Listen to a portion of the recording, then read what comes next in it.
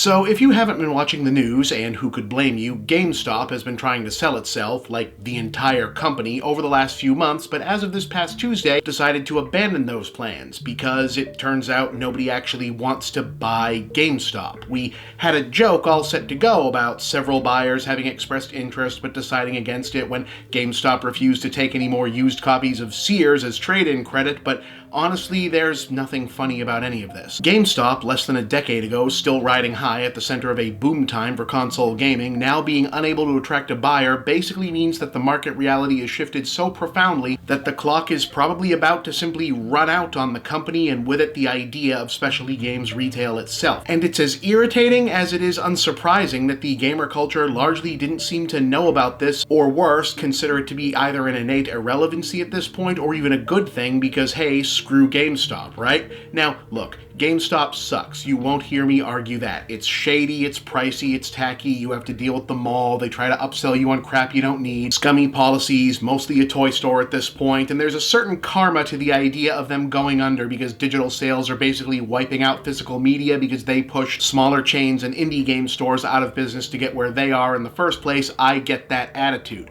I just also know that it's wrong, because it's the same attitude people had when things started to go south for Blockbuster, and yeah, Blockbuster was a shitty company that itself did a number on mom-and-pop video stores before Netflix and Amazon did the same to them, but it didn't change the fact that it still effectively meant the end of physical movie retail, and as a film critic and film fan, I can tell you that movie culture has indeed been made permanently worse as a result in specific important ways, chiefly the loss of connection, loss of community, loss of access, loss of consumer power. Not uncoincidentally, all things that the loudest self-described hardcore gamers will always shout the loudest that they are committed to, but will, in my experience, also be the first to trade away at the slightest inconvenience, meaning that I have effectively zero confidence that the gaming scene will not suffer the same loss if the retailer we all love to hate really is in as bad a shape as it seems to be now. At the basest level, no matter how useful online shopping is, and I'm certainly not some Luddite against internet retail, the loss of brick-and-mortar retail of any kind as an option for consumers is in fact a loss of community and human connection. One less place to go and encounter people in multiple different contexts for the sake of it, and also for the necessary perspective reset that the other end of a transaction still involves a person or persons whose life is as valid as yours. But specific to gaming, the retreat from physical to digital spaces in general has been an overwhelmingly toxifying transformation for a medium that previously relied on physical and tactile component of interaction, both in playing games themselves and just interacting with the medium more broadly,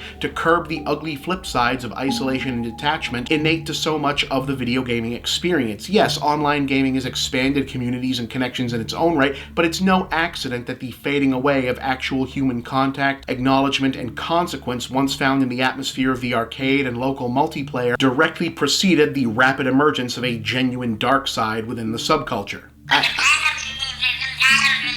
Yes, I'm aware that they still sell physical games at big box stores, for now. Hey, I've got an idea. Why don't you go down to Best Buy and tell me how their CD section is looking? Exactly. Oh, and speaking of which, are there any oldish, quirky stuff you maybe wanted to grab off the Wii Shop channel? Well, too bad. It's gone now. This isn't about being anti-digital distribution any more than it is being pro-GameStop, alright? I like digital media sales, especially for gaming. It provides a space for independent developers to thrive and be visible, cuts down on waste, good for the environment, good for gamers in difficult regions and accessibility issues, all vital and positive evolutions of the medium and the market. But I like it best as a companion to physical sales, not a replacement, because the key important thing that digital can't replace about physical media is the freedom and power it grants you, the consumer, you, the gamer, you. Look, there's a lot of nagging irritations I do dislike about digital sales and storefronts in gaming, many of them surrounding the frankly pathetic Apple-esque corporate filleting, consumption cult religious fervor people attach to f***ing Steam.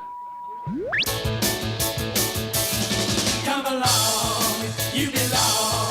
feel the fizz of Coca-Cola. And the manipulatively pandorific pro-consumer ass-patting Valve engages in to keep it at a rolling boil, but my main problem is that digital only effectively erases media ownership as a concept. We're all just renting at full price now, and they change the terms or yank things away whenever they want. And if you do call yourself pro-consumer or anti-censorship especially, you should have serious concerns about the implications of that, because a world where physical media ceases to be and everything is digital is one where any company can decide they don't want that game you bought to have the same designs or elements or anything else about its content as it did when you bought it anytime they want, or even to exist at all, and you can't do a damn thing about it. Now I know someone out there is sneering, yeah, well, GameStop is really just for toys and used games anyway, to which I say, again, this is less about GameStop than it is about why you should care about the impending end of physical game sales, period. But since you asked, firstly, a thriving used game scene is one of the ways we kept some level of consumer-level archiving in existence.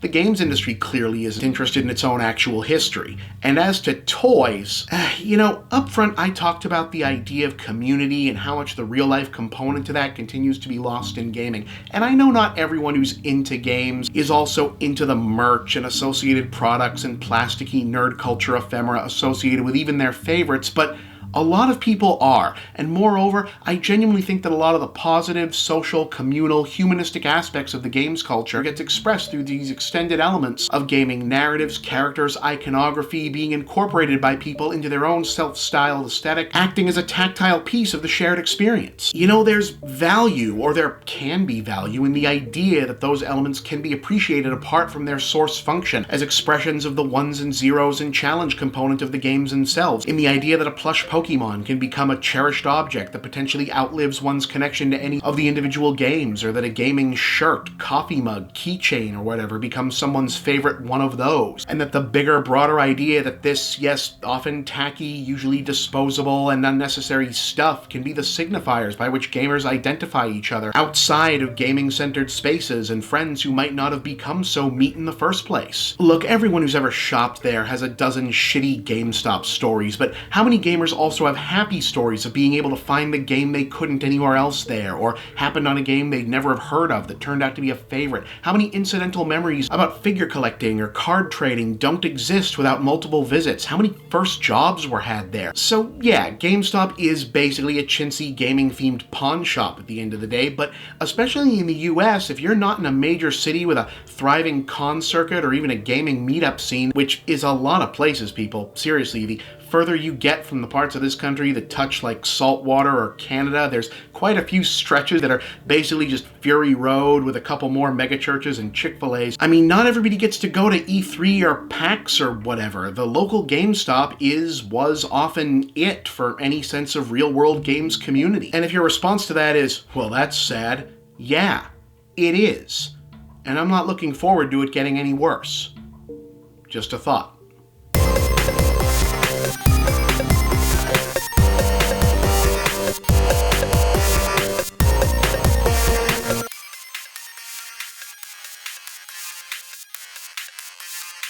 As has been established many times on this series, I am an old before my time man within the medium of gaming. True, I'm hardly the only 30-something dork with a web series who will insist this ridiculous subset of popular culture effectively peaked around 1998 or so, but the difference with me is I felt that way about it since 1999. As such, I tend to have a hard time relating to present-day gamer outrage about whatever new worst thing ever is supposed to have been, because I had a front row seat to all the previous worst things ever and watched them either fizzle or get turned around and become actually good. Cell-shaded Zelda was supposed to be the worst thing ever, and now it's one of the most beloved games in the series. Jack Thompson was the worst thing ever, and then all he had to say was he also wasn't down with uppity womenfolk, and half of gamer YouTube decided he wasn't such a bad guy after all. Other M was the worst thing that ever happened, and now people don't even remember it happened. So I guess you'll just have to forgive me, but when I decided to revive this show and then grudgingly began absorbing a couple years worth of buzzwords and newspeak missed out on by not having to follow developments in sectors of gamings I don't personally give a damn about, in tandem with my brief respite, and learned what a Lootbox was and why people online were mad about them all the time, my big response was pretty much, whatever. I mean, I don't like them. The implementation is clearly predatory, designed to take advantage of people having less time on their hands, the false sense of intangibility associated with digital spending, the innately addictive nature of games of chance, and the popularity of the types of games they're often implemented in among the individuals particularly susceptible to such tactics, etc., etc. Yeah, I get it, they're bad. I'm just kinda,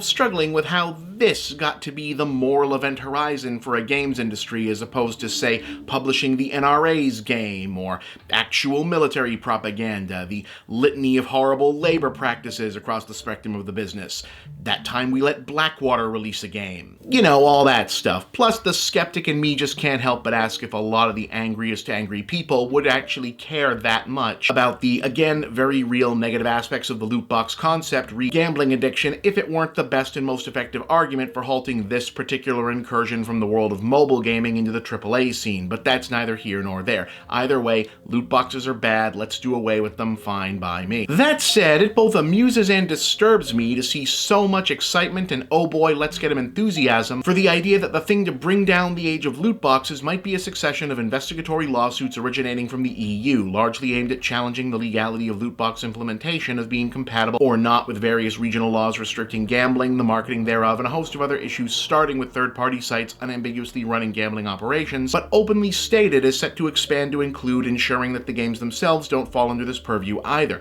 effectively breaking down to, once you attach tangible cash value to this, it becomes gambling and therefore must be regulated as such. And let's be clear, that's pretty damn hard to argue against, honestly. As in, I'm interested to see what any game publisher's defense against this would even be. That being said, what I'd caution is gamers getting overly excited in favor of this just because it might be a shortcut to seeing the loot box trend forced into early retirement, instead of just, you know, waiting a couple of years for the industry to find an entirely new shitty way to make money other than good games people want to buy. Now, there are a lot of different facts under consideration here, and vice regulations tend to function more like a daisy cutter than a precision strike, no matter how surgical you think you're being. And no, this is not coming from some reflexively moronic anti-EU all regulation is bad libertarian foolishness. Believe me, a functioning regulatory body is an immensely pleasant fantasy for a lot of us here in the States at the moment, because we don't have one anymore.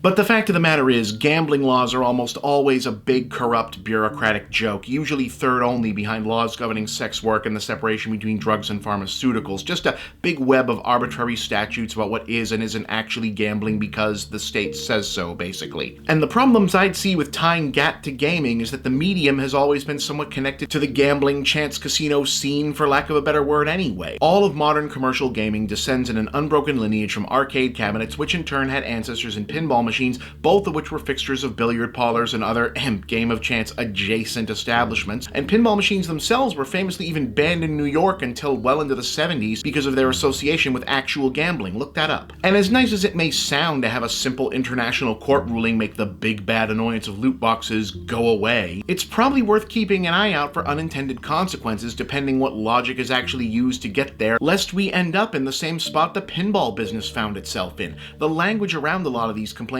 is broad enough to easily be extended to randomized result programming as part of game design decisions completely separate from loot boxes, from what I can see, to say nothing of how nebulous extending the definition of all the way to someone could add a cash value to this situation can make things, and never mind that you're going to be hard-pressed to find two experts who'll agree with you where the line actually is between predatory casino tactics targeting quote-unquote whales and just regular marketing psychology. I know we're all experts because we watched that one South Park where they complained about why they wouldn't make a mobile game. You know, maybe let's take our orthodoxy on the subject from at least one other source. Like I said, I'm no doomsayer or a fan of loot boxes, nor am I someone who says you just shouldn't regulate anything for fear of overreach or abuse, but it does strike me a bit off-brand that gamers who claim to be so vociferously opposed to the very concept of boxes of unknowable mysterious consequence are so eager to open this one. Just a thought.